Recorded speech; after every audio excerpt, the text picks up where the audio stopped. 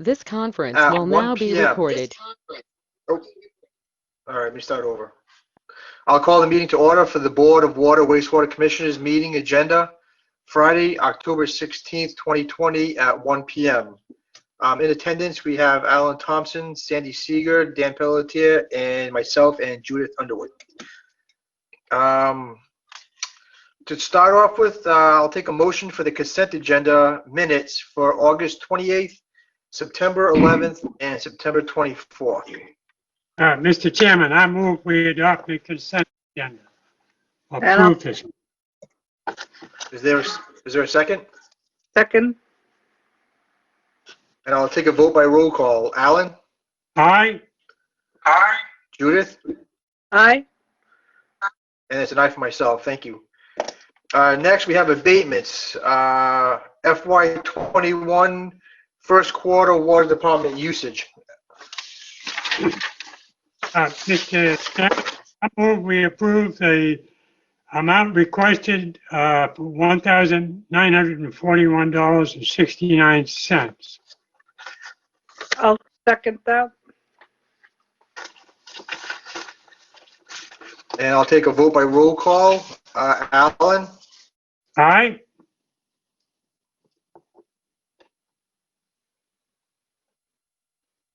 Aye. Yeah. Alan? Yeah. Aye. What happened? I think Gary went a little, Aye for Alan? Aye. Yeah. Judith? aye. I couldn't hear you. I couldn't hear you. And Judith, your vote? Aye. Yes. And aye, it's not for myself. All right, thank you. I got you, Judith. Thank you. All right. Next, the FY21 internal adjustments. A motion to approve. Look for a motion to approve. Yeah. I move we approve the. The amount is $2,778.74. There you go. Yep.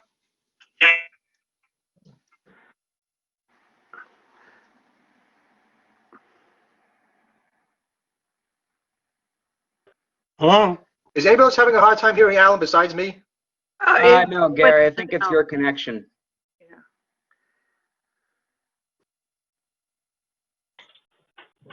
Where are we at?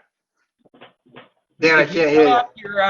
If you shut off your video, it may help with getting everyone's audio. All right. Is that any better? I still see you, but I can hear you. Shut off what? The video. If you shut off your webcam, it should improve the audio quality.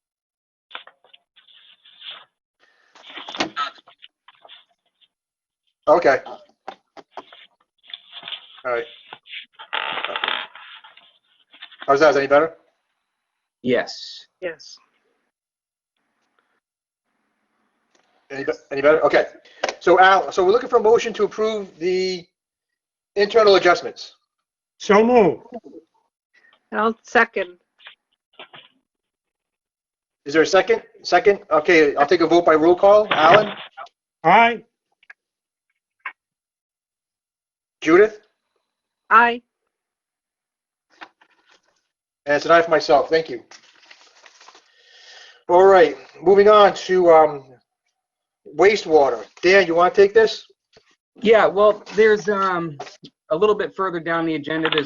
I have a presentation with respect to the other topics. So I don't know if you saw, I did text you. We did have a resident email me requesting to speak, Elaine Shovlin. I don't know if you want to take that out of order.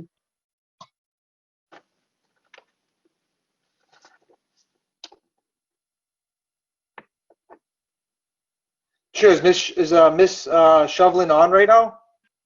Yes. Yes, I'm here, but I did that before I realized the other sign-in for GoToMeeting. So I will wait till later. Thank you. Okay. Back to you, Dan. All right, so let me see here. Yeah, like I said, I think the majority of the wastewater topics for discussion today would be under new business, sewer rules, regulations, and rates. I don't have Okay. anything to add, particularly under the old and unfinished business component. All right, Alan or Judith, do you have anything for wastewater right now? No. I can wait till we get into that.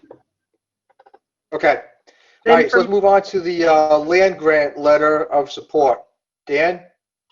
Yes, so I have Mike Lack on the meeting as well. He reached out to me this week to discuss the potential acquisition of a parcel for passive recreation over by the tech school. So I think it'd be better and more appropriate if I hand it over to him and give him an opportunity to discuss the merits of the project.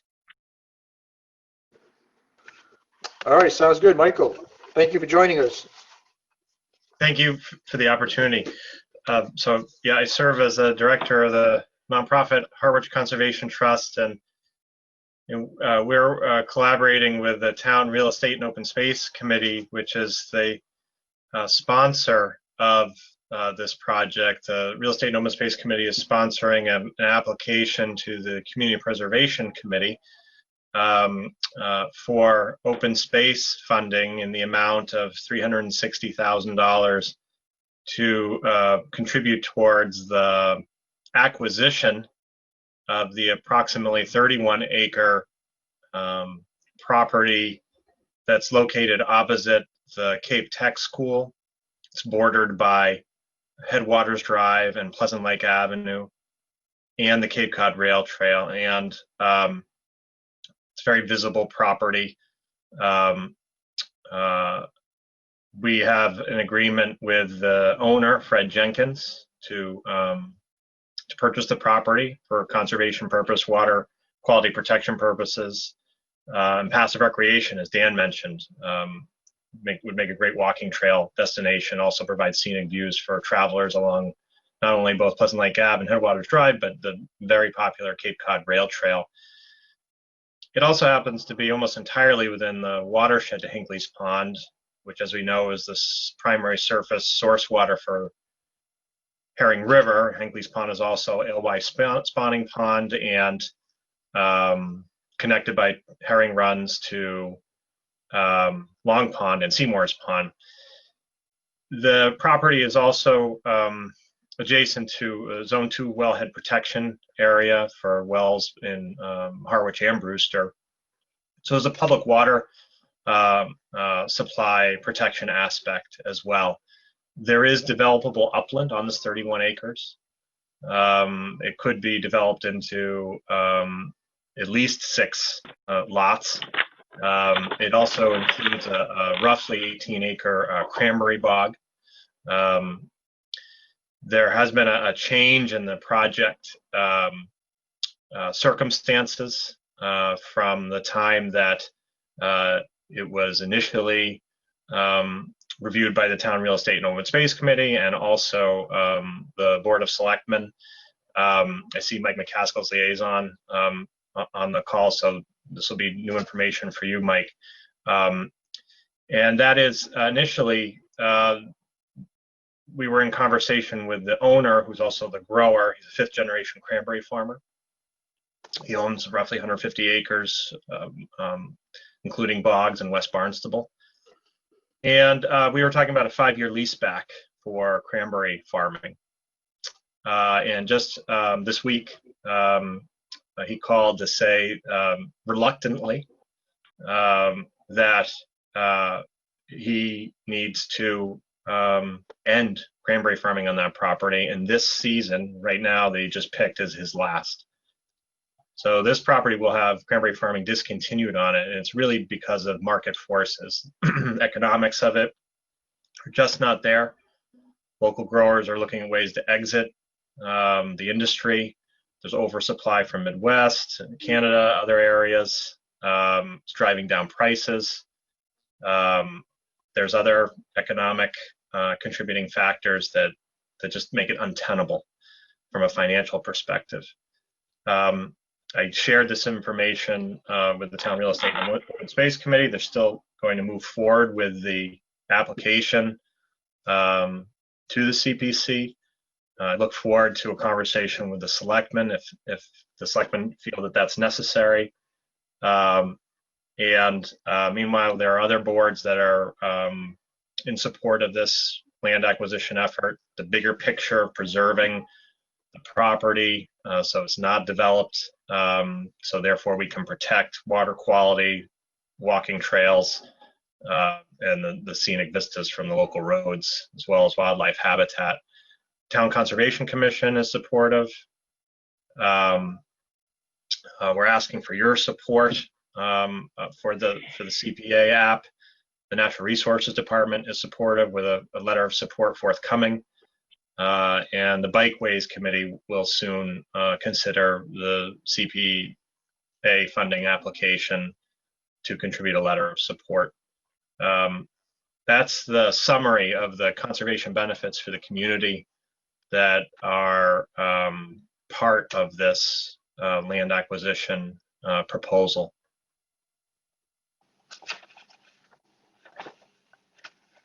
And we invite your questions, any other thoughts or observations, and we invite a letter of support. I think you have a copy of the CPA funding application, so you know the background, which I just summarized. And yeah, it would be great to have your support as we move forward in the town's decision-making process. Mr. Chairman, I move that the Water and Wastewater Commission support this purchase. All right, thank you. Thank you. Yes.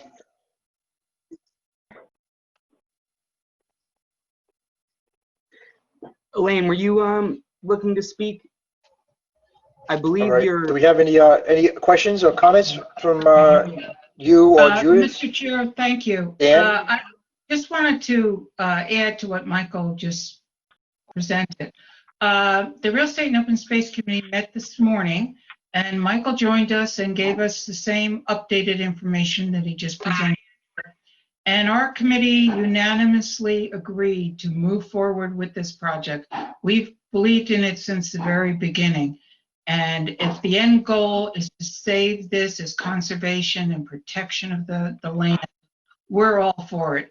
The length of time that it would be worked as a cranberry farm changed our opinion that it needs to be done.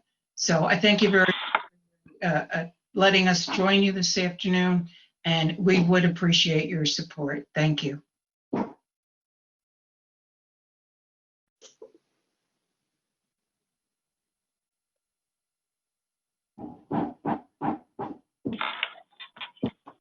All right, Elaine, thank you for joining the meeting and giving us your input.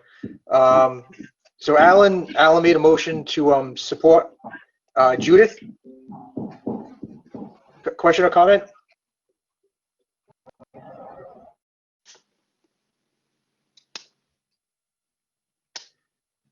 Dan, did we lose Judith?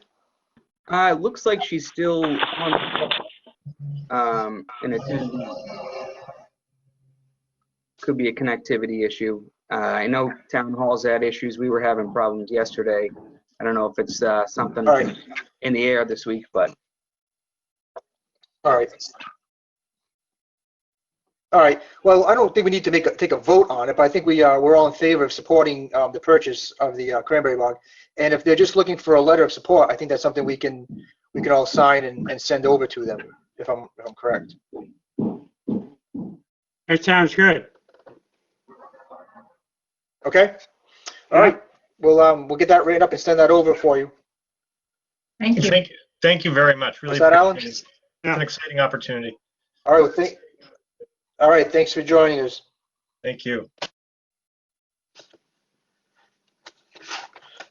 All right. Next up is the FY21 Q1 billing. Is that why Sandy is with us today? It is. Can you hear me okay? Yeah. Not only can I hear you, but I can see you. Oh, Oh, yay! Yes, we just completed the first quarter of billing, which is our largest billing of the 4 quarters. The phones behind the scenes are ringing off the wall with questions of, you know, how could I have used this much water? But how the numbers came in is for consumption only, we billed $2.216 million. And that exceeded our forecast, whether low confidence, high confidence, it exceeded our forecast between $318,000 to $415,000. As a result of dry summer and more people here and staying home during COVID, the usage far exceeded our expectations, as Dan's reported throughout the past meetings. We pumped a lot of water over the summer.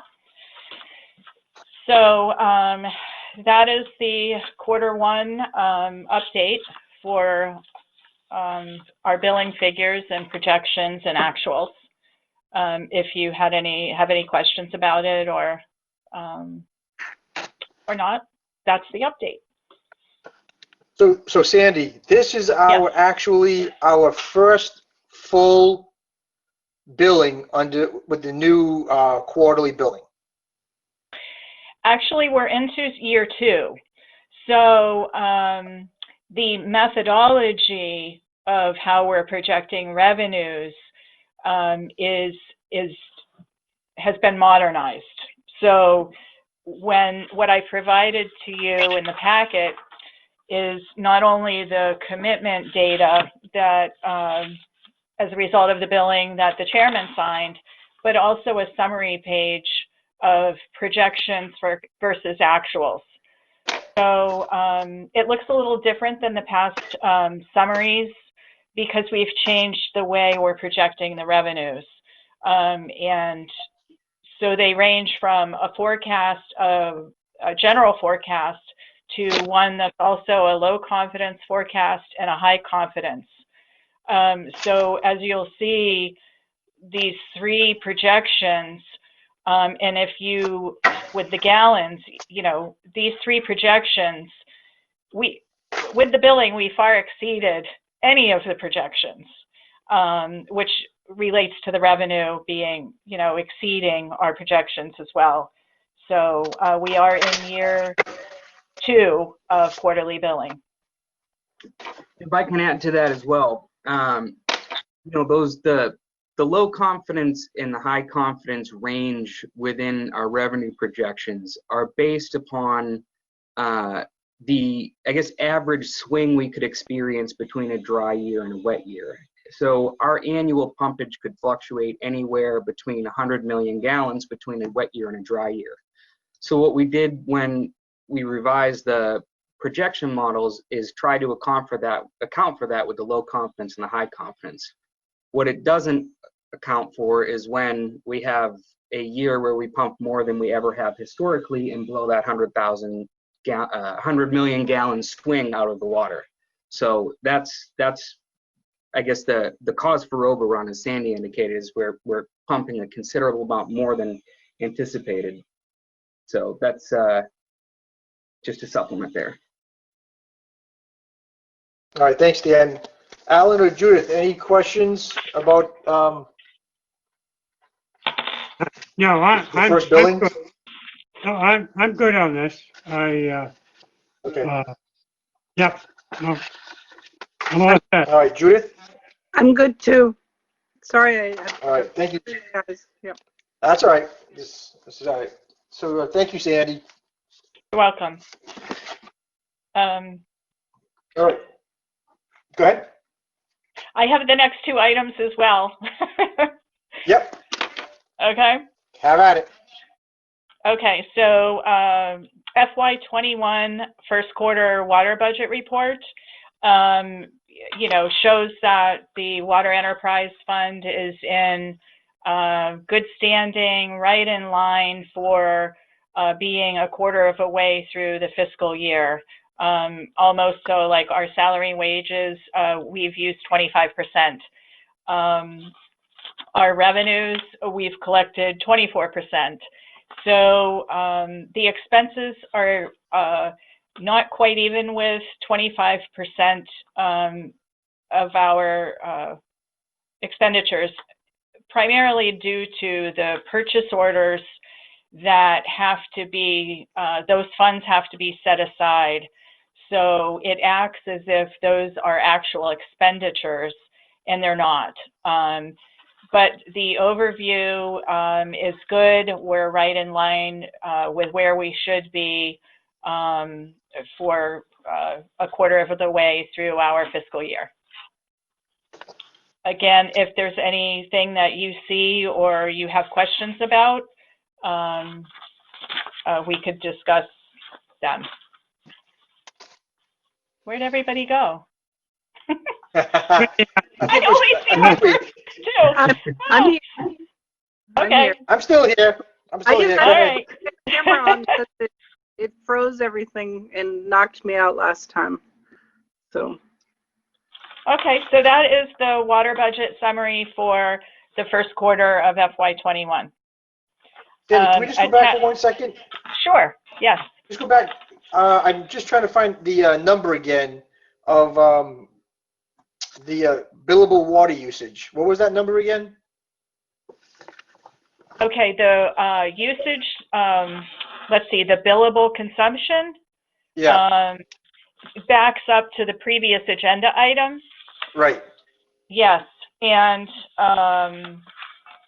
it won't show up on our budget report because the revenues haven't been collected yet. Okay. So you won't see it within the budget report until it's collected. And yes. Okay. That's why I couldn't see it. Okay. Yes. And I also included just a print out a summary of our water articles. Again, you know, that's based on where we are at with some of these projects. And I can see that Munis is cutting off the description of these. I know the first one is the crossover project. Yeah, but the other two articles, I apologize. In the future, I'll spell those out so you can see what the articles are. Okay. All right. And then the next item on the agenda is the wastewater budget. Now that you are water and wastewater commissioners, and now that we've been provided access to the wastewater budget and financials, I figured that it would be a good opportunity to prepare a report. This is actually a detail report, so you could see where what some of the expenditures are, which is right along with the project. I mean, the first page shows under professional services, payments to GHD.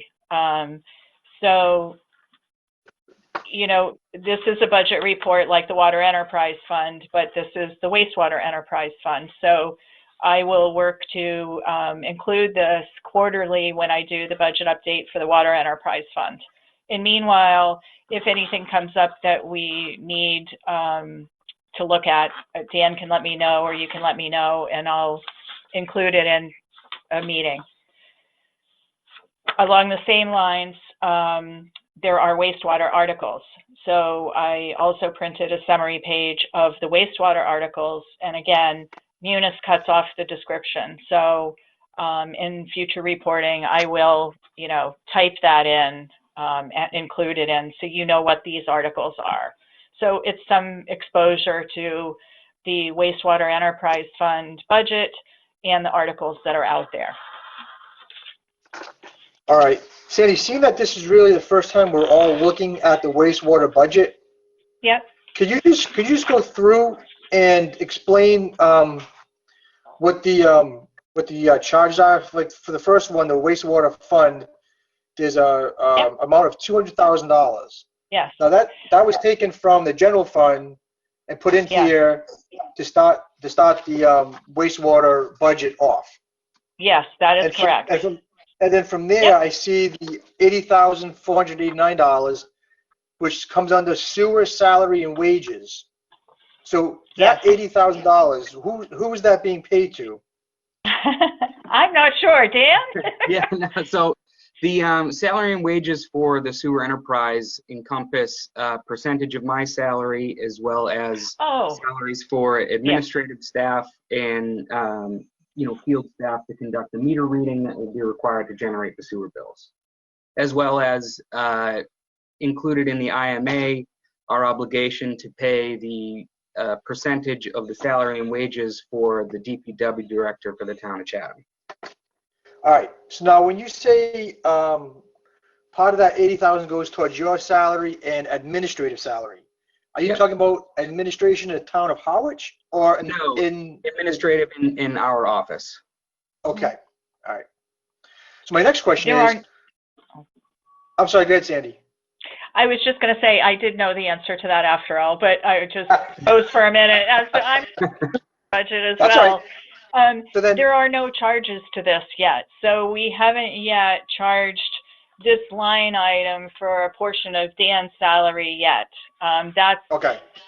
up and coming and to be determined how and when we're going to do that.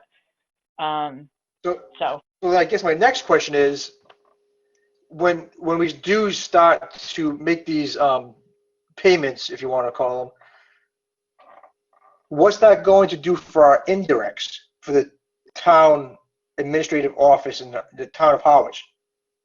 As we know, we have charges for our indirects from the town. So, yes, and there will be indirects forthcoming for the sewer enterprise. As we're going through this process of ramping up, I did speak with Carol about it and about the potential for indirects, and she said, yes, there will be. However, at this point, there really isn't much, and a fair amount of administration's involvement in wastewater at this point is not relative to the wastewater operation through the use of the sewer enterprise fund. So I don't believe that they would be, anywhere close to what we're looking at with the water indirects. However, I would expect that. Well, I would assume that too, but yeah. Right. That's something I really want to keep an eye on, the indirects, because I know there's a percentage formula that they use to come up with the indirect charges. I just want to keep an eye on where we start off with that. Yeah, and we also, when indirects do get brought into the sewer enterprise budget, we should see a reflective decrease in our water indirects, because some of the liability for my salary and the administrative staff's salary, because the indirects includes our health insurance benefits and other things like that. So I would assume that a portion of those that were being paid from water enterprise would then be paid for from sewer enterprise. All right, thank you. And then the next one I see is a charge for $192,443. What would that be for? Yes, so that is, let me just see, professional services 192. Let me just pull up. I believe that encompasses all of the contract operations that would be paid to the contract operators operating the collection system. There might be a couple other things in there, so if you give me 1 second, I can pull up my wastewater there are no budget. charges toward that line item of $192,443.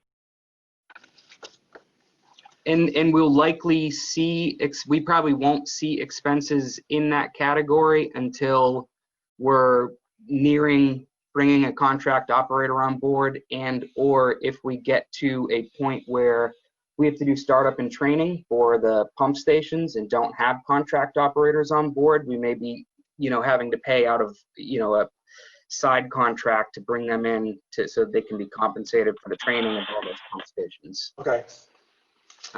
So, I understand that we have a wastewater budget in theory, but in actuality, there shouldn't be any funds coming out of this account until the system's actually up and running.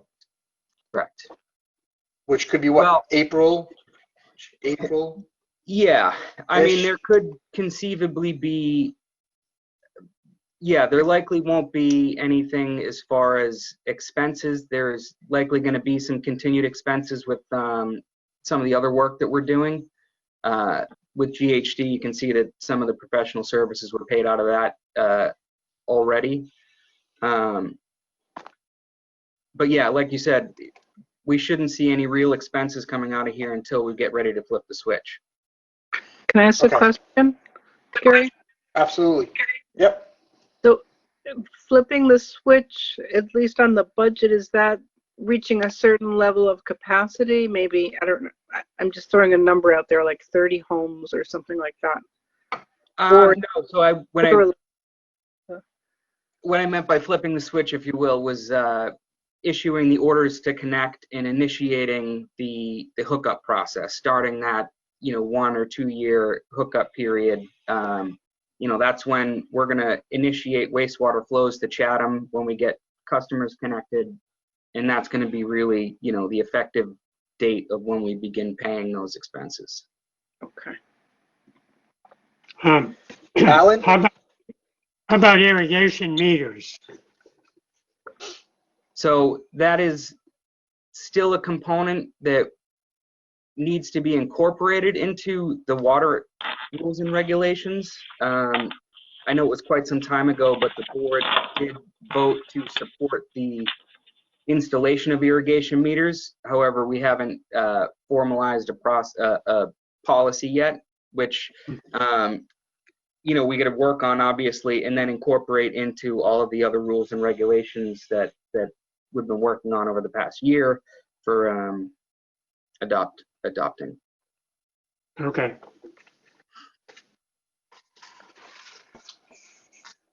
Okay, any other questions regarding the wastewater budget? Is Mr. McCaskill still with us? I am here. Michael, any comments or thoughts so far? No, just I'm thankful for the update, and I look forward to when we actually hit that switch. All right. Okay, so next up are the sewer rules and regulations and rates. So we all received probably a 60-page packet with the tentative rules, regulations, and rates. I suggest that we take some time and read through it, try to understand it, and I don't know, in one of our upcoming meetings, we can start to digest it and have a discussion as far as cleaning it up or how we want to proceed with that. Dan, do you have anything you want to add to the? Yes.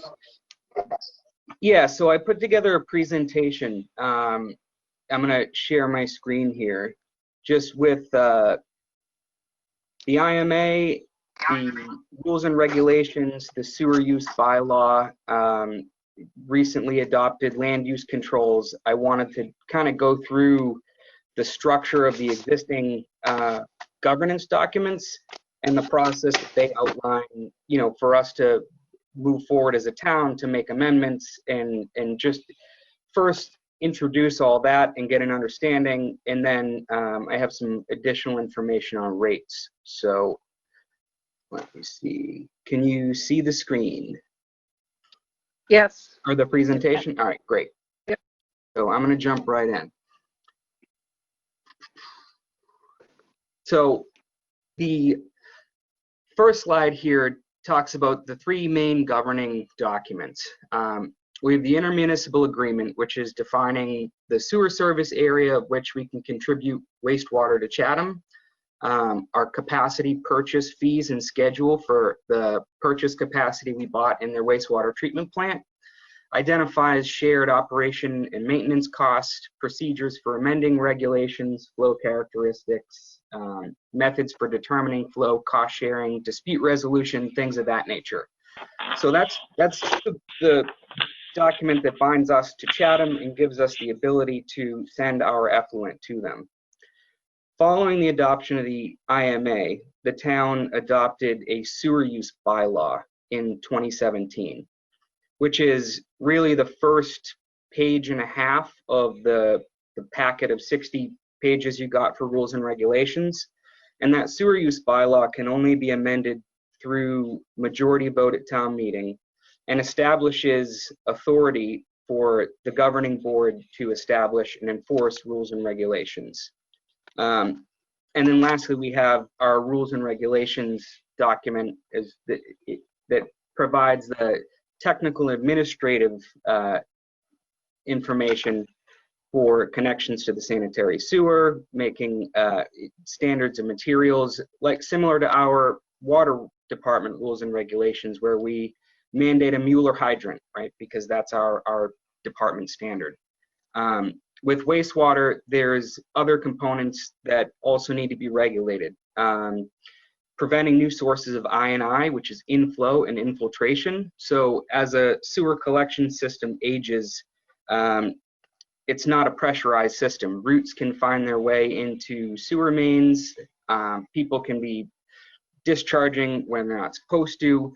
So one of the things that we need to do is remove and eliminate I&I, because what it does is I&I is going to increase our cost for treating the wastewater, right? So it's a negative benefit to us because the ratepayers are paying for the effluent that they generate. Any water that's introduced in the distribution system, we have to pay to treat, but we don't have revenue to support that treatment. So I&I is a big component, as well as planning for, the planning of sewer and treatment works, and everything else contained within the 60 pages. So within all of those documents, they identify procedures for amending the rules and regulations. So Mass General Law, Chapter 83, Section 10 is the Mass General Law that grants sewer districts, authorities, towns, commissions to implement and prescribe rules and regulations. The next step down would be the IMA. So the IMA in Section 10 also identifies the process by which Harwich and Chatham both shall go through and revise their rules and regulations. And then to take it a step further, Section 10, Paragraph A identifies minimum standards to which we can amend our rules and regulations. So I'm just going to read the paragraph directly from the regs. It says, Harwich will adopt local sewer use regulations for residential and commercial users of the Harwich system located in East Harwich, with no less stringent and is as broad in scope as the sewer regulations set forth in Chatham. So that first line, it speaks a lot to the ability of Harwich to amend our regulations. So we're limited in what we can scale back, if you will. Moving forward. So Section 10, subsection C, within the IMA, identifies revisions by Harwich. So when Harwich is seeking to revise our rules and regulations, we are supposed to be, per the IMA, forwarding a copy of any proposed revisions to Chatham for review and comment no later than 45 days prior to the proposed adoption. So Chatham has a 15-day window to provide comment back to the town, and then there's a stipulation that we shall not enact any such revisions inconsistent with the agreement. There's a further provision that prompts both towns to then also periodically review the rules and regulations every 5 years, or not less than every 5 years. So that is another component to kind of keep in the back of our heads as we continue forward, is that there's a recurring stipulation that these need to be at least evaluated every 5 years. So after the adoption of the sewer use bylaw in 2017, the town's required through that bylaw to adopt rules and regulations to govern how the use of the Harwich collection system are to govern in accordance with the IMA. So I'm aware of 3 amendments that have been proposed or brought forward for incorporation into the rules and regulations. One of them being an amendment to Article 3, Section 6, which is the more 1-year hookup window. Megan, our health director, had provided a memo back in July of 18 recommending this. In conversations with representatives from Chatham and the IMA meetings, we kind of got to this point as the folks in Chatham indicated to us that they were having residents were experiencing difficulty getting the system designed and installed within the 1-year window. Now, that said, I don't believe Chatham has formally amended their regulation to allow an additional year formally, if you will. However, it's my understanding that, you know, if residents are making an active stride towards getting these things done, they're showing, you know, okay, I got my design done, I'm reaching out to contractors, they're giving them extra time. So that was really the impetus for moving from 1 year to 2 years. The second proposed revision is incorporating or allowing registered sanitarians to design connections for sewer services that generate less than 2,000 gallons per day. So under existing Title V regulations, registered sanitarians can design, just as we're proposing here, any septic system generating less than 2,000 gallons a day.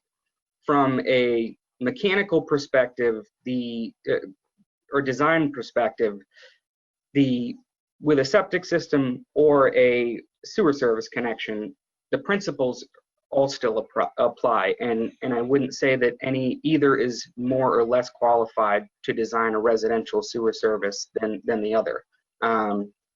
You know, by restricting it to PEs, we do reduce the local market for qualified designers, which ultimately limits competition and would conceivably result in increased costs to our residents seeking a design for their sewer service with, in my opinion, no identifiable benefit, you know, to limiting it to a PE. The third amendment that I am aware of is the inclusion of the land use controls document adopted by the selectmen in January of 19. So what this document does is strategizes how the town can maintain a neutral wastewater flow throughout the 8 phases of our comprehensive wastewater management plan.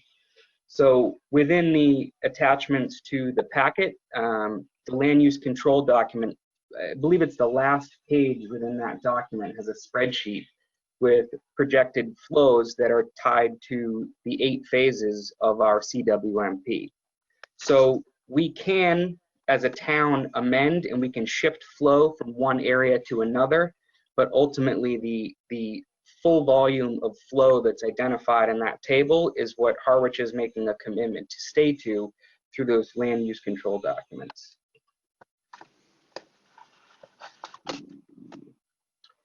Proposed amendments and next steps. Those are the ones that I am aware of at the moment. The selectmen at their meeting, not this past week, but the week before, had the rules and regulations as an agenda item. I believe at that meeting they did request input from the Water Wastewater Commission to offer input to any proposed amendments. So I think, like Gary mentioned earlier, an appropriate process at this point, you know, is to dig into the remaining 60 pages of those rules and regulations, wrap our minds together and see if there's any further revisions or amendments that could be offered from this board. And I guess before I go on to the next step, if we want to have any discussions regarding any of what I just brought up. Alan, any questions? No, not yet. Judith? No, not yet. Okay, go. All right, Gary. All right, go ahead. All right, I mean, I have a lot of questions, but let's just move on. Okay. So Gary? sewer rate. Oh, Someone else? Michael? Yes. Hey, Dan, correct me if I'm wrong. I think you mentioned at the beginning of when you started talking about this that these revisions would have to be done and approved by town meeting. That was specifically for the bylaw. So, and I think part of what, and thank you for bringing that up. And the reason I wanted to try to focus the slideshow here in this discussion on those documents is because when we're having these conversations, sometimes the bylaw or rules and regs are used interchangeably, and they have very specific requirements for what needs to take place for them to be amended. So the bylaw, to Mike's point, is the document that we adopted and is incorporated into our charter. It's chapter, I believe, 295. That bylaw states that the sewer governing board shall develop rules and regulations. Those rules and regulations could then be amended as needed through the process identified in the IMA, through that soliciting it to Chatham for review, and then us holding a public hearing in the traditional process. Thank you. And that's important because what we're looking to change, or the 3 proposed amendments right now, do not require town meeting vote. They require the board to have a public hearing and Chatham to approve them. And we have, and I'm not sure if Dan, you shared, and I'm not even sure who made the edits. I'm kind of assuming it was you, but that 65-page document that was in our packet 2 weeks ago, there was a lot of highlighted things, and there was basically some language changes. The bulk of the changes were not big changes. They were housekeeping issues. The sanitarian piece, the board, we haven't voted on it yet, but unanimously agreed that we're not going to cost our taxpayers more money unless we absolutely have to, and we're going to vote that and let Chatham deny it, and then we'll get into whether or not they can legally deny it or not. But what's in our ground in Harwich is our problem. What's in their ground in Chatham is their problem. So who hooks it up to us and who approves the hookup is not an issue that Chatham needs to worry about.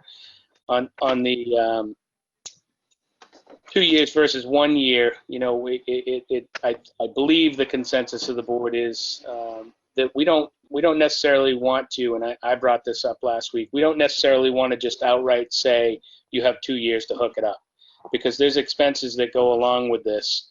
And if we continue to kick the can down the road, in my mind, it's going to open the door for Conservation Law Foundation to say we're not acting fast enough, when in fact we're in the top 4 towns on the Cape for moving ahead with our wastewater project. So we discussed having a mechanism that people, for a hardship reason or for not being able to find a contractor, could have more time.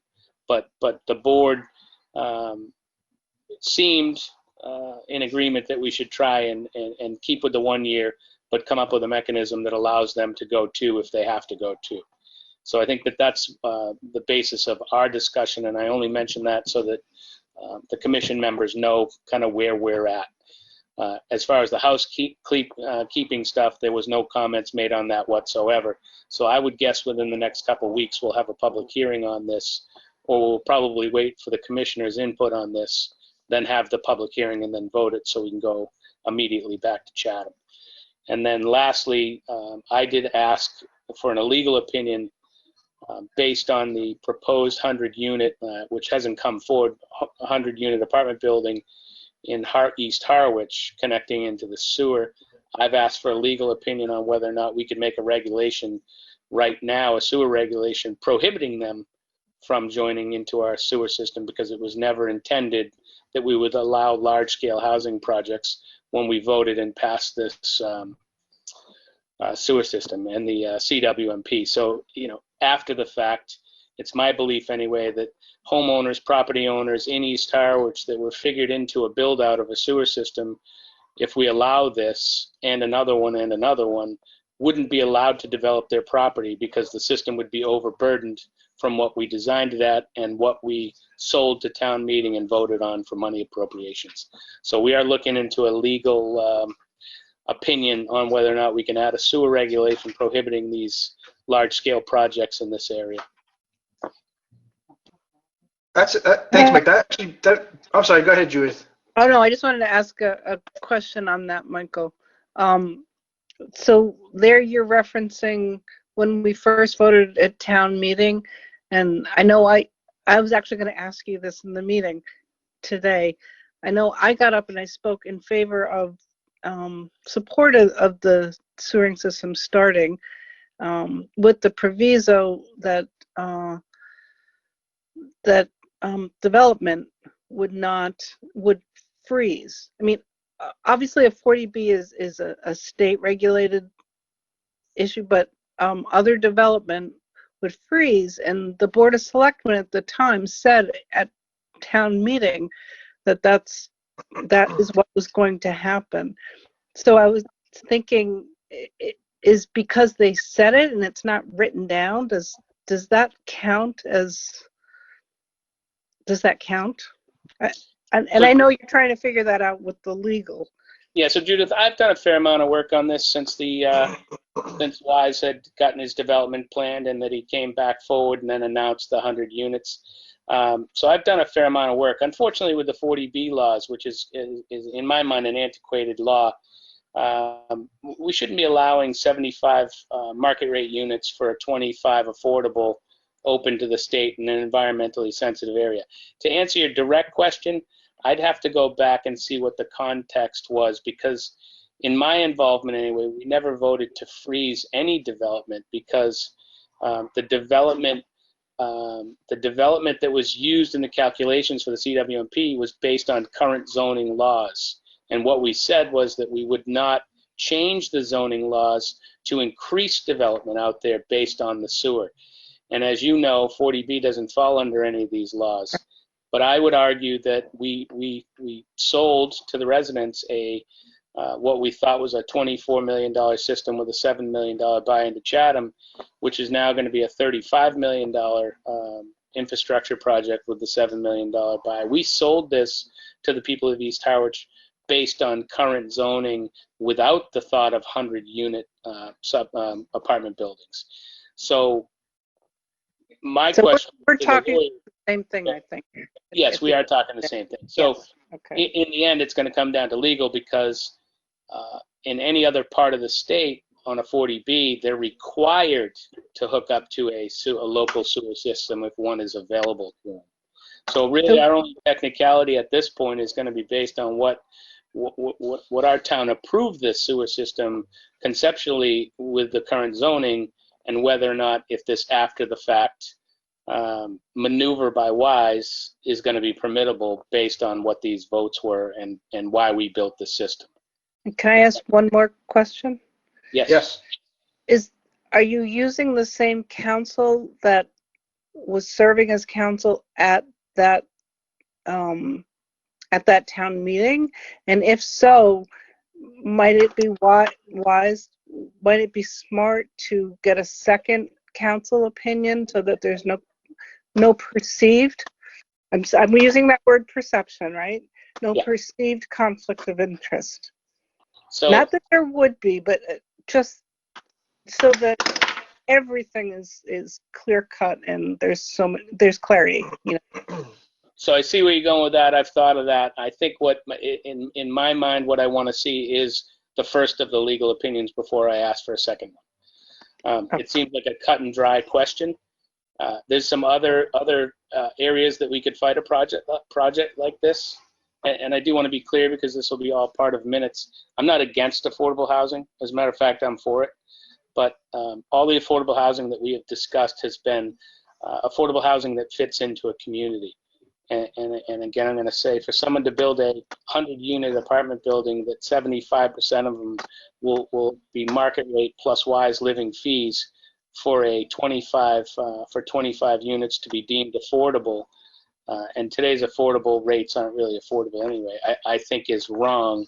And given the DC and given the pretenses that the system was built under, I think that we have a very strong case not to allow this in East Harwich. But I want to see one legal opinion before I ask for another one. Okay, thank you. If I can add just to the conversation for a moment, you know, to what Mike said, the 40B you know, if there's a septic sewer system available, they're required to connect to it. I don't know how unique our situation is out in East Harwich, but I understand that we are one of the first watershed permits in the country for Pleasant Bay. You know, so some of the stuff we're doing is kind of forward thinking. Now, part of the sewer project and adoption of the land use controls and purchase capacity of flow in Chatham may, because we don't have our own treatment plant, may limit our ability to accept additional wastewater flows. You know, so they're adding 100 units, whether they're 2 or 3 bedroom units a piece, and at 110 gallons per day per person. You know, we're talking thousands of gallons a day that, like Mike said, was not originally intended to put in that area. The lot could receive 10 traditional, you know, builders acres lots, right? And that was the build out that the CWMP took into account, not a 40B in place of 10. You know, I think exploring the flow component of that question may add some benefit to the argument. And thank you, Dan. And I think that that's a key element to the argument, is that we don't own this treatment facility. We own some pipes, we own some pumps. We don't actually own the treatment facility. The treatment facility is owned by another town, and the other town is not going to house this apartment project. We are. And it just so happens that the applicant is from that other town. So it'll be interesting to see what the other town weighs in as this thing is done. I have a question in regards to this. As the elected official board, and do we have any authority to deny a request to hook up to our system if we deem that will put a burden onto our wastewater system? No. Do we have any authority no, we don't. No.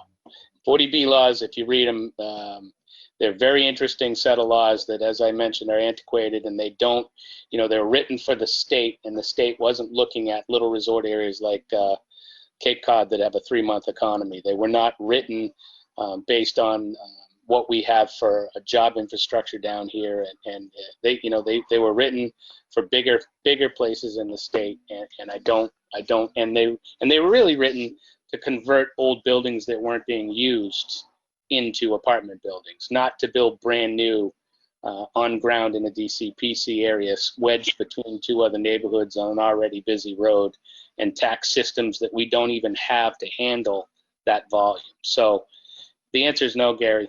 Unfortunately, we would both, I'm sure the water commissioners would be asked, water wastewater would be asked to write a letter denying it, and the Board of Selectmen, I am hoping, because I am only speaking for myself today, the Board of Selectmen would unanimously vote, I hope, based on the opposition received from the community, not to support this project. So the state would look at those 2 votes, whether or not they take them into any consideration or not. But I think that the argument, based on the area, based on how this was all voted, wastewater, the fact that we don't own our plant, and the fact that this developer came in and sold our plant to another people on a site and got approval for a site for 10 units and then proceeded with the 100-unit project. I don't see how the state can't look at that and deny this project. One, if I can just add a bit of information related, but not directly, but directly. So in a Pleasant Bay working group meeting a few weeks ago, one of the members from, I believe it was DEP, indicated that the state is currently revising the 40B laws. I had asked in that meeting if there was any thoughts or ideas about addressing, exactly what we're talking about. And they didn't, it basically said no, but given that they are actively revising the regulations and receiving comment, it may be beneficial. While it may not help the project that we're debating now, it may be an opportunity for the town to provide input to try to limit this from taking place in the future. So just a... Well, That's a great idea. Can I just throw something out there too? Alan? I also am one of the trustees on the Harwich Affordable Housing Trust, and he came last year before the board and did a presentation. And it was a very different project, very, very, very different project. And I'm not sure why he swung that pendulum so hard the other way. But he still has not formally submitted this, correct? Correct. Yeah, so.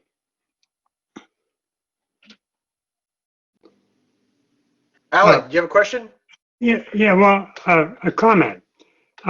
We spent the last 2 years on watershed permits with the Alliance. And I'd like to think that DEP would stand up and say no to the project, knowing what's going on there. The question about development in East Harwich especially, and it gets talked about. So I'd like to think that DEP would be the first in line to refuse this project, knowing that it's not supportable. I think we're going to wait and see how it plays out, but we'll have to keep an eye on this. Oh, yeah. Yeah, because we're not just talking about water. We're talking about groundwater. We're talking about stormwater. And that's going to be an issue quite quickly. Just do the numbers with 100 units. Maybe you have 100 additional cars.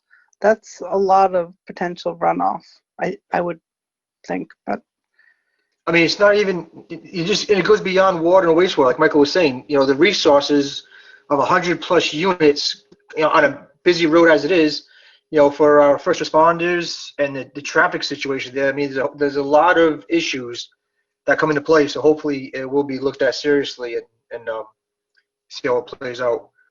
Dan, did you want to go on? Yes. Let me make sure my screen pops up here. Let me know if you see it.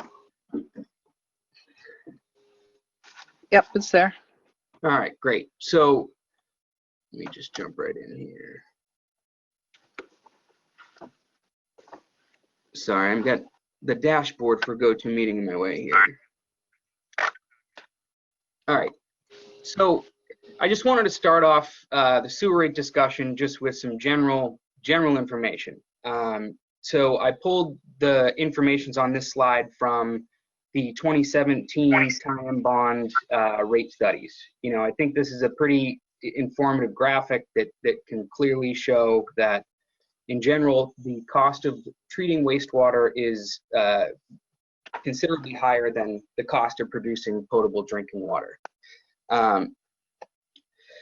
So with that said, as a starting point for a basis of comparison, I felt it was a worthwhile exercise to evaluate, the difference between Chatham's annual cost of water and sewer to establish, let me rewind here, sorry. So what I wanted to do is try to come up with a starting point, right? So we're contributing our effluent to Chatham. The cost of the sewer rates is supposed to offset the cost of operations of the department. So considering we are sending our effluent there, our cost should be relatively similar. That said, so I took the annual cost of water and sewer for the town of Chatham. Dan, can I interrupt? Yep. You mean the cost of sending our waste? Effluent's going to stay in Chatham, right? We're sending our waste, or are you, and this is for education purposes for me. You keep saying so influent is in. Yeah, our effluent becomes Chatham's influent to their treatment plant. Okay. So the wastewater that all of the Harwich residents generate is our effluent. So, sorry, I lost my train of thought there. So we have Chatham's sewer rates and Chatham's water rates. Our water rates are cheaper, so what I wanted to do is try to figure out what that factor of difference was between Chatham's water rates and their sewer rates, and then apply that to Harwich's water rates as a general starting point. So Harwich's Chatham's sewer rates, are about 1.5 times the cost of their water. So when you apply that factor to Harwich's annual cost of water, we arrive at $556.50 roughly for the annual cost of sewer for Harwich, right? So with construction contracts 1 and 2 in East Harwich is approximately 400 sewer service connections. And with an average annual cost of $556, that would generate about $260,000 in revenue. As we all saw earlier, our current FY21 sewer budget is $272,000. Now, that said, I think there's a general understanding amongst the boards that, you know, as we start up this collection system, there's going to need to be a subsidy from the general fund to offset, because we can't put the full burden of operation on 400 people because they'd have to sell their house to pay their sewer bill. So what I wanted to think about now in terms of rates is, or at least bring up to the board, is that there's a number of things that are going to impact our water rates that are still in process. You know, the rules and regulations, the proposed amendment to defer or allow a 2-year hookup period. You know, the less people that hook up, the less revenue we're going to get. The less revenue we're going to get, you know, that's going to impact our decision-making process when we develop rates. I've been working with the folks over at Weston and Sampson in discussions about contract operations. You know, what the town of Harwich is looking to include in a contract operations contract, equipment oversight, inspections, things like that. That are all going to impact the cost of our contract services. Now, I think it's important that we understand the full cost of operating the department for a year before developing sewer rates. So next thing we want to do after getting our contract operations contract is then begin to build our FY22 sewer operating budget, because that's going to then encompass a full year of contract operation services, full year of projected flows. We'll know our fixed fees for the year, and then we'll have all of the numbers in place to then work on establishing a sewer rate. And then we can balance that sewer rate upon the subsidy that you know is going to be provided from the general fund.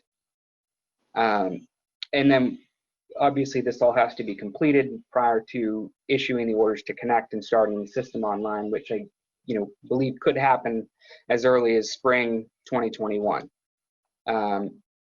So that was the concept on at least the starting point to begin the sewer rate discussion. And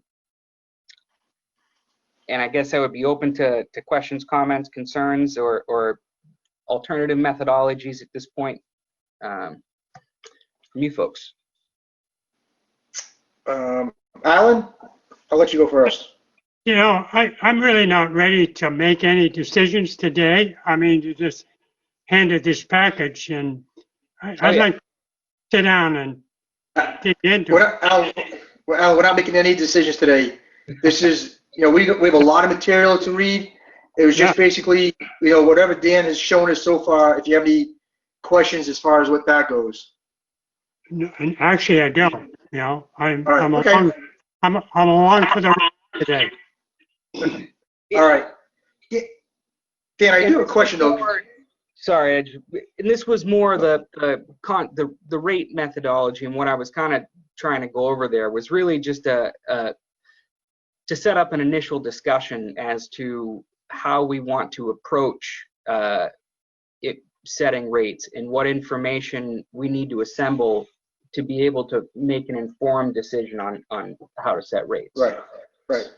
Yeah, all this is for information to plant the seed, start the wheels turning, and really just, fold up our sleeves and get into this, because I mean, if you look at it, we really don't have a lot of time, because spring next spring is going to come by quick, and we really need, it's our right, it's our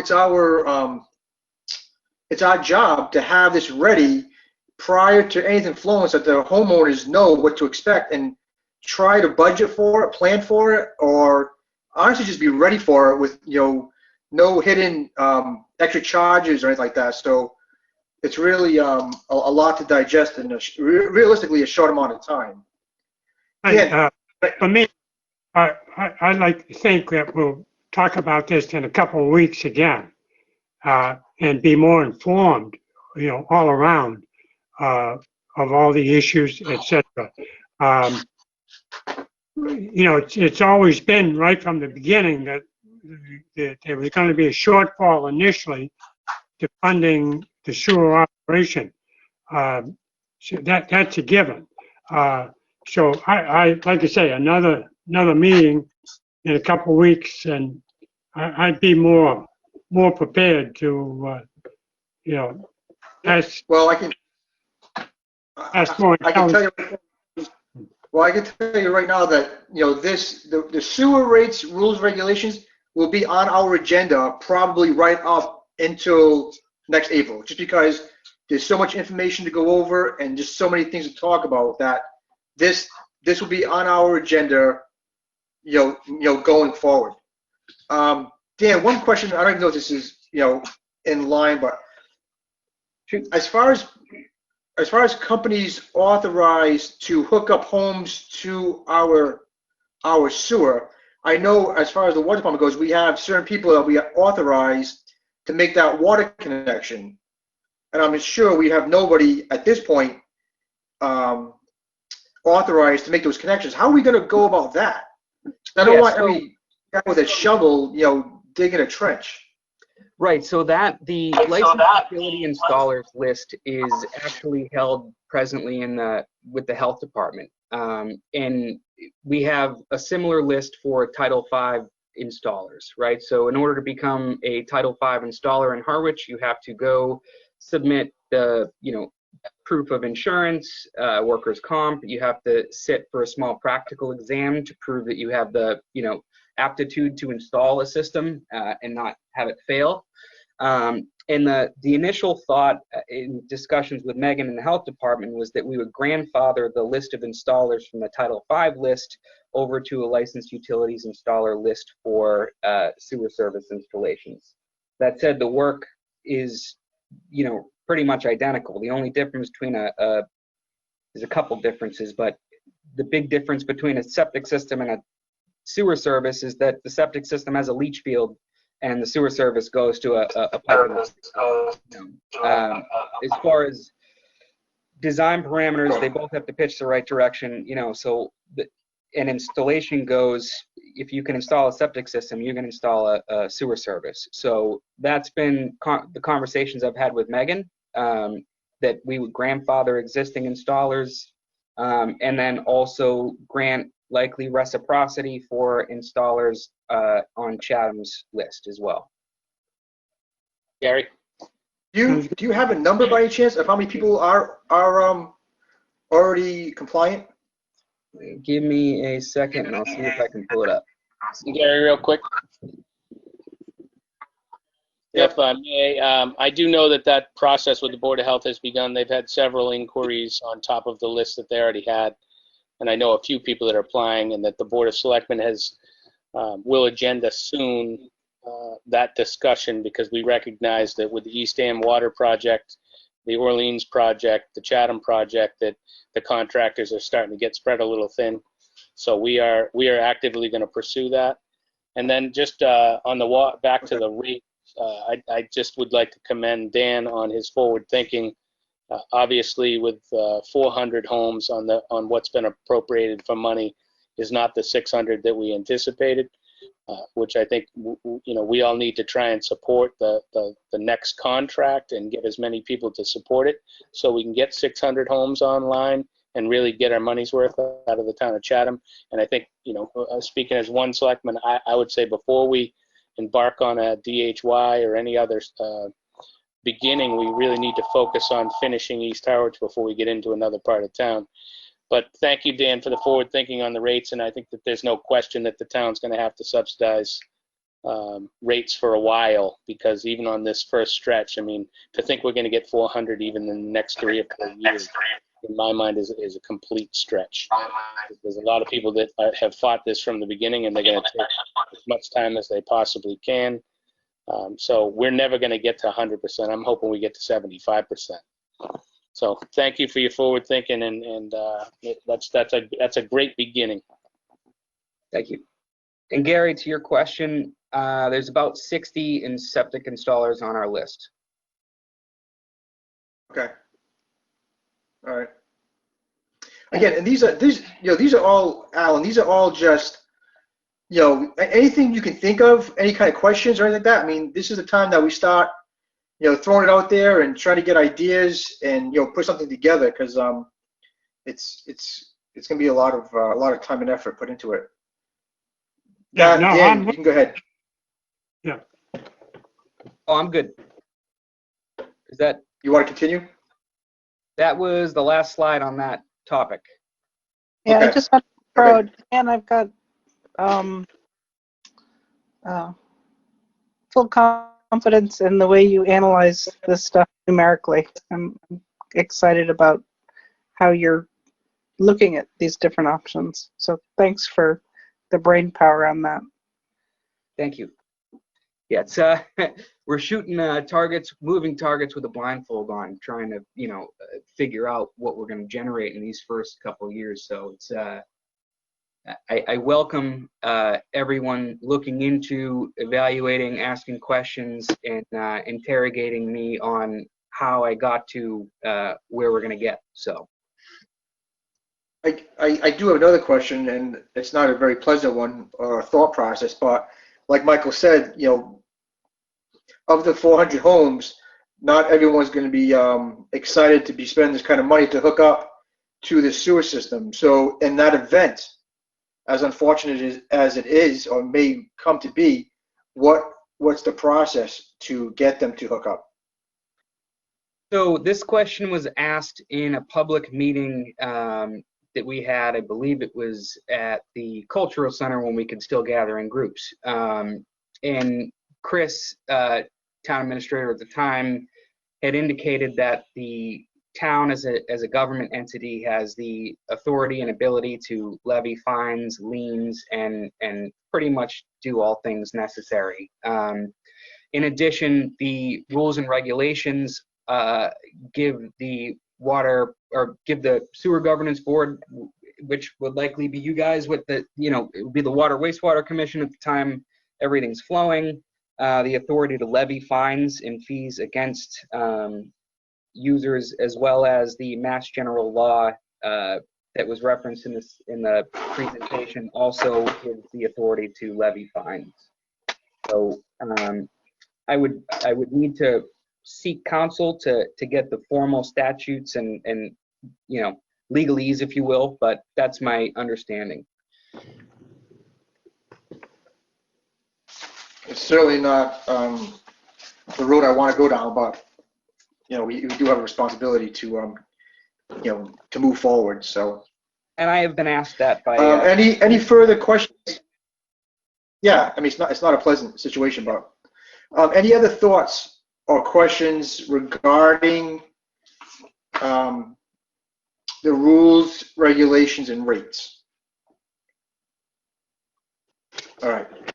Seeing that we don't have any. Again, I just suggest that we dig into the this 60-page packet and start to digest what we need to do. And like I said, this will stay on the agenda going forward. And Gary, if I may. Yep. And just to a note to the commissioners, as you were reviewing the rules and regulations, it was one of the first slides I had presented. When we're reviewing and thinking about things we may want to amend, that we recall the line in the IMA stating that we have to adopt regulations that are no less stringent and is as broad. So if there's something that there's really going to be kind of two topics for amendments. Is this or three really, a house cleaning item? Is this an increase in regulation or a decrease in regulation? Because I think it's important when we're debating these to know what we need to plan for. Okay, that's fine. All right, any other questions before we move on? No, All right, Dan, let's move on to the cybersecurity assessment. So I distributed confidentially due to the sensitive nature of the cybersecurity assessment, as it has insight into our infrastructure, IT infrastructure as an entity for the water system. But within there is a draft action plan.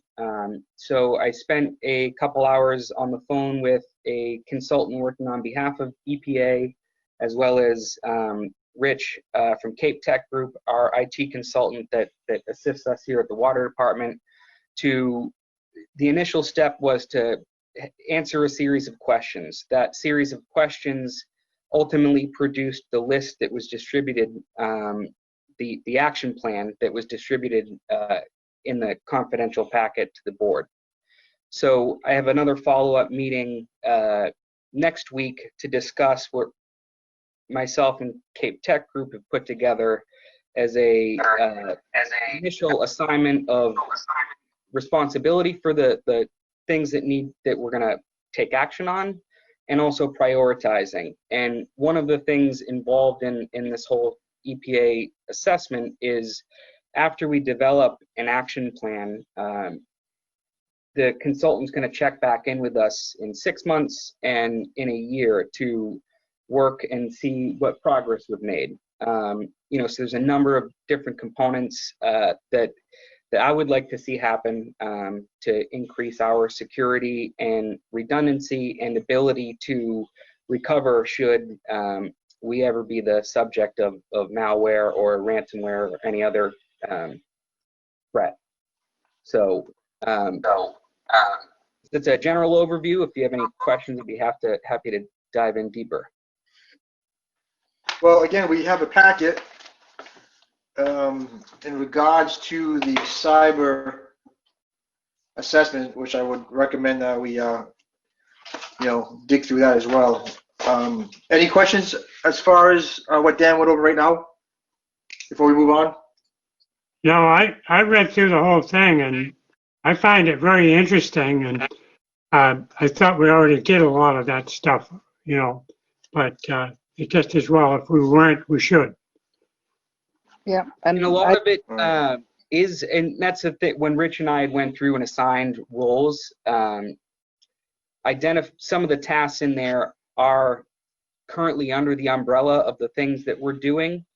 However, they weren't formally assigned, and one of the components about the cybersecurity assessment and the responsibility of us as a department to protect our infrastructure is to make sure that there's clearly identified responsible parties for ensuring that specific tasks and functions take place. So that was that first go was really, there's certainly items in there that we aren't doing that we're going to be implementing, but also ones that are that we're just formally assigning responsibility to. Yeah, when I think about what all that SCADA costs and everything, to have that compromised, put us right out of business. All right, Dan, do you want to move on to?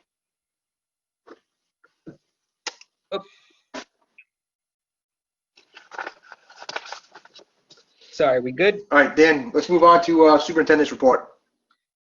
Yeah, so not a ton to cover, but Yes. I do have an exciting thing I'd like to address. I was approached this past, I believe it was, what's today? Friday, it was Wednesday afternoon by Patrick Otten, a resident in town who reached out for our support in a CPC article that he is filing this year. I'm gonna, a quick overview. The concept is to potentially fund and install reusable water bottle filling stations throughout town. Patrick, if you are on, if you want to unmute and talk. If not, I guess I will continue with the explanation. No. Oh, Hello, all right, everybody. great. This is He is here. Patrick Otten. Hello, this is Patrick. Patrick? Thank you for having me. You're live. Okay. Well, thank you for having me as a non-agenda item. And I guess to start off with, I did receive my quarterly water bill, and I'll pay it this evening, okay? But Thank you. in addition to that, I'm working, well, as you know, in 2019, the municipal ban on plastic containers was passed. This year, 2020, the single-use plastic bottle bylaw was also passed. And one of the stated objections to both of those bylaws was access to water. So with both of those bylaws in effect, why not address that problem, access to water, by installing water bottle refill stations throughout the town? So I did contact Dan, and he, as you know, a tremendous resource to get his support. I've also reached out to Eric Beebe at Recreation, Frank at Bikeways. I also sent a message to Megan at Health to ask their opinions and support. But really, Dan is the key player. So what I'm looking for are two things. One is a signature of support on the application from the Harwich Water Department, the commissioners themselves, that this is an idea that would benefit the town. But also then I also need to work with Dan. You know, he needs more work to do, but he could work with me to narrow the scope, you know, number of units, the configuration, where, the installation cost, the ongoing cost, maintenance cost, who's going to pay the water bill, all those unanswered questions so far. Then we can start detailing the application and turn it in. It's due, the initial application is due at the end of the month, so it's only a couple of days, October 30th, that for me to turn in a draft. But it's not until the end of the year when all those other questions need to be answered. So we have some time. But I just wish to thank you for your listening to me today, and let me stand by to listen to your comments and or answer questions. So thank you. Thank you, Patrick, for being on the call and having this discussion. This is not an agended item, so as is for right now, we won't be having any discussion.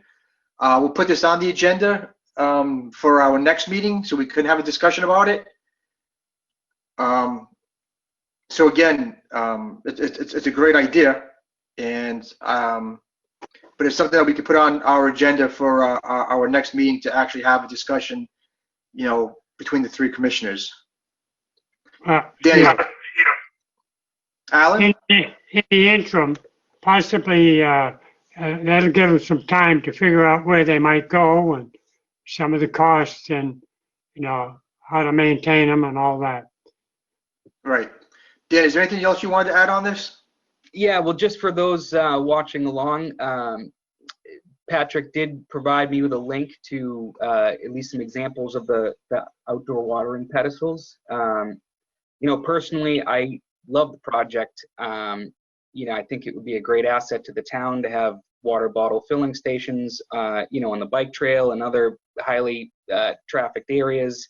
You know, I think there's a lot of opportunity to get, you know, we can get the chamber involved. You know, they can be, you know, selling reusable water bottles that, you know, that will be, you know, hopefully a fill station on 28 in Harwichport, you know, that could really promote not only the water department and the work that everyone does to produce, you know, the quality of water that they do, but also provide, you know, a great asset to residents and tourists, you know, as we all become, you know, less involved with plastic. Right. You know what, Dan, why don't you do some legwork, reach out to those departments, and we'll put this on the agenda, come back, and now that we, you know, have this thought in mind, we can, you know, move forward on it at our next meeting.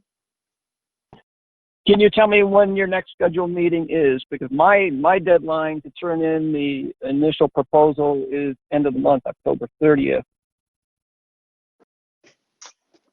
We don't have a scheduled meeting at this time yet, but let's see. That would be 2 weeks. Right. Dan, how much time do you need to put something together in writing? I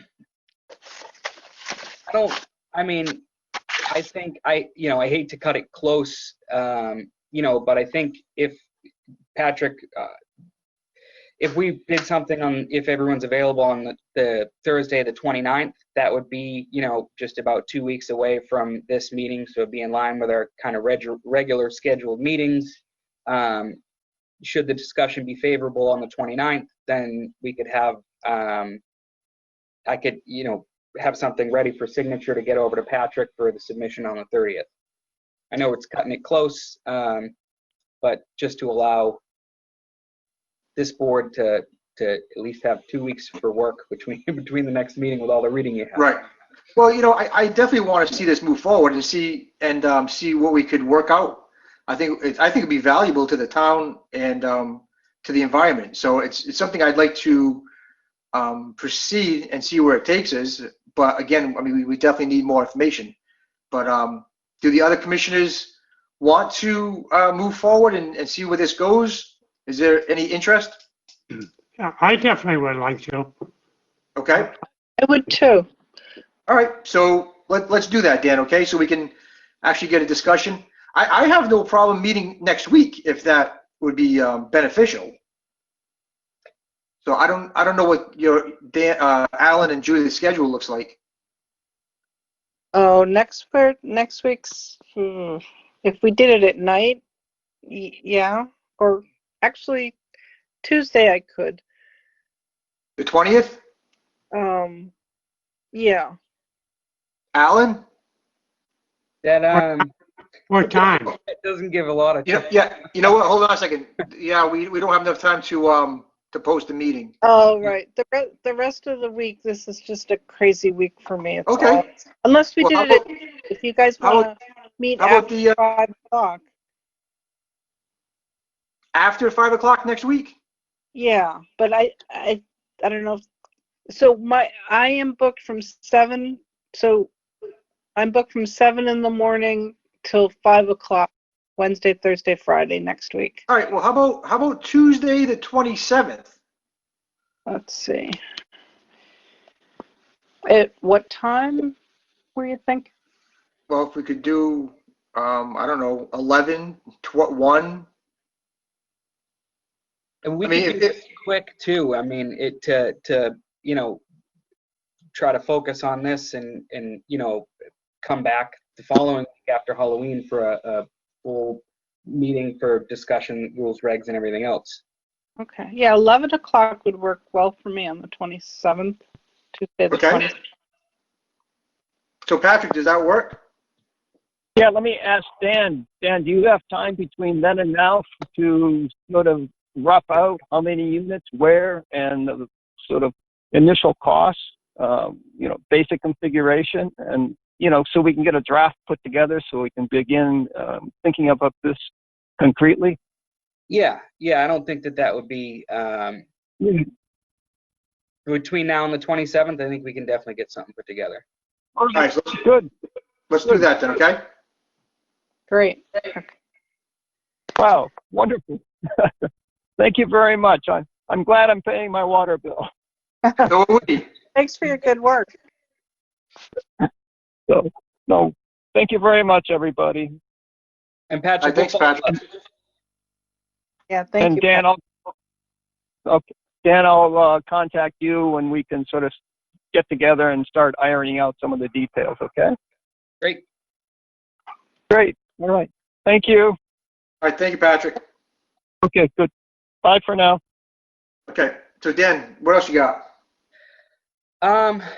That is all I have for today. All right, Commissioner's report. Alan? So, that meeting is on the 27th at 11? Yes. All right. Nope, that's all I got. Judith? No, I'm good. All right, I just have a couple of things. I have a couple of things from our previous minutes. One is the laborer hiring update. We went from 26 applicants. I believe we have someone hired and they're in training. Tentative start date Monday. We're waiting on a couple of the pre-employment documentation to get back into us. So yeah, Matt Allen is coming on board hopefully as early as Monday. All right. And you already went over the cybersecurity assessment. That was one question. And the other question is the department's annual sanitary and security tank inspections were taking place on last Wednesday. Yes. And? We haven't received the report yet. So they come out and it's a DEP requirement. So we do have to have a third party come in. They do a sanitary and security inspection. They check all the vents to make sure that, you know, there's no gaps, voids in the vents where animals could get in. Our ladders are locked. Security is, you know, in proper order. Also note any, you know, deficiencies or degradations in the tank. So they were out a few weeks ago, and the reports generally follows, you know, a month or so behind. They generate a quarter-inch thick document, you know, book for each tank. So I'll distribute those once they come in. Yeah. All right. You get that. So we'll wait on that. All right. My next comment is I'm just taking a survey on everyone's feelings, but about getting back to meetings in person. Are we all still comfortable with the go meeting, or is this working out for everybody? Yeah. I'm just putting it out there, just asking. My son's home on Zoom, so I think that's why it's a little weaker sometimes for me. But otherwise, no, I'd much prefer this than our smaller meeting room, to be honest. Okay, that's fine. All right, that's all I have. We have a scheduled meeting for the 27th. Dan will put some information together for us. And again, we have a 60-page packet for sewer rules and regulations. And we'll just keep moving forward. And please, if you have any questions when you're going through those, clarification, you know, call me anytime. I can, you know, if there's anything that's obscure. Okay. Oh, and I meant to ask, I don't think I asked before, Dan, is that something that you compiled with the Chatham folks, or was that something that the engineer, the town, and the City M. Smith put together based on other towns? No, so the draft that we have is was provided to us. It's essentially a mirror of Chatham's regulations as a starting point. Yeah. So because we have to basically mimic by the IMA their regulations, that was our starting draft. Okay. And a lot of the cleanup that Mike alluded to in the selections packet on Monday was because of that reason. A lot of the things that say Chatham should have said Harwich, you know, when they were converting it from Chatham regs to Harwich regs. Got it. Thank you. All right, so I'll take a motion to adjourn. So moved. Second. I'll take a second. Second. All in favor by roll call. Alan? Aye. Judith? Aye. And I for myself. Thank you for your time today. I know it was kind of long, but we definitely have a lot of work to do. So thank you for your questions and your